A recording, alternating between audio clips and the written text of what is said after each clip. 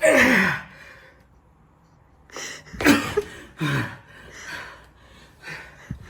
that's good.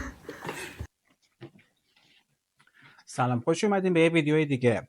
چند وقت بود هی داشتم فکر میکردم که من خیلی تنبلم، ولی خب اصلا از من بعیده، من اصلا تنبلی بهم نمیاد.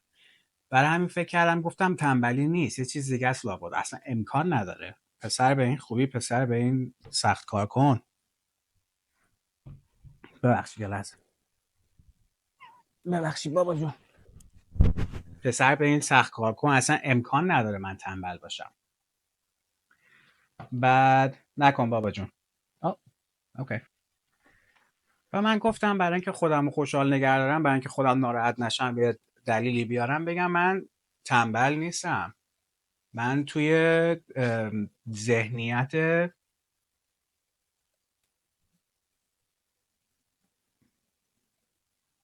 من ذهنیتم توی جنگه و میخوام نجات پیدا کنم.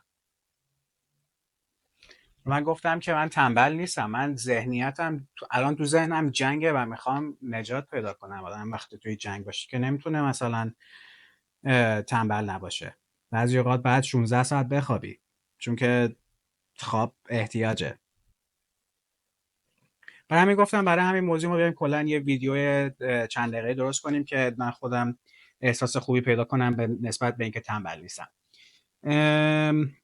خب برای اینکه این موضوع رو ما بسازیم، بعد یه دونه تعریفی از اینکه تو ذهنیت جنگی باشیم داشته باشیم. چه میشه توضیحش؟ من میگم که ذهن من میخواد که، یا ذهن ما میخواد که ما رو توی موقعیتی انجام بده که ما امن باشیم. وقتی که امن نباشه، آدم دیگه نمیتونه بیاد کارهایی که روزمره انجام میده رو راحت انجام بده. مثلا شما روزمره شاید من مثلا آشپزی نکردم، یه ویدیو آشپزی باید داره جدید میاد، لطفا نگاش کنین، خیلی براش شوق دارم. مثلا آدم یاد نمیاد آشپزی کنه، میره بیرون غذا میخوره، میره غذای چرب و ناسالم میخوره به خاطر اینکه راحت تره. این مثلا یه گزینه بود. برای همین اگه اضافه وزن پیدا کردی، بحث این نیستش که مثلا من تنبلی میکنم، غذای خوب و اینا درست نمیکنم. بحث اینه که من توی جنگم. آدم توی جنگ نمیتونه لاغر. توی جنگ آدم لاغر مثال خوبی نبود، ولی کلا آدم توی جنگ باشه نمیتونه غذای سالم بخوره. مثلا یه چیز دیگه هم که تازه متوجه شدم این که توی سوشال میدیا یا توی همین اینستاگرام و یوتیوب و اینا همه دارن فیلم میذارن، میگن مثلا من ساعت 4 صبح بیدار میشم و 10 تا پوشاپ میرم. من که دیدین من خیلی ورزشکار خوبیم، میتونم پوشاپ برم، شنا برم.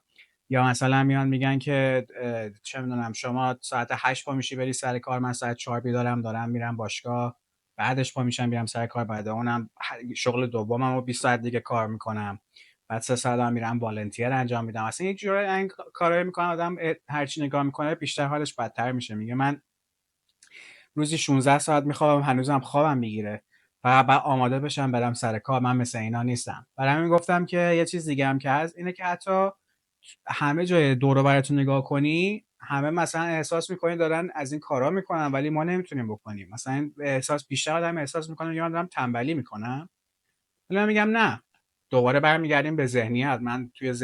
من توی جنگم، من دارم میجنگم الان.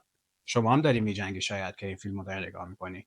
ما هممون میجنگیم. حالا اومدم فکر کنم چطوری از این جنگ نجات پیدا کنیم. فکر میکنم، هنوز مطمئن نیستم، ولی کاری که دارم سعی میکنم، فکر میکنم جوابش روتینه. مثلا من که 16 ساعت میخوابم، دارم باید سعی کنم که 12 ساعت بشه اولش، بعدش بشه 8 ساعت. آهسته آهسته به یه روتین جدید عادت بکنم.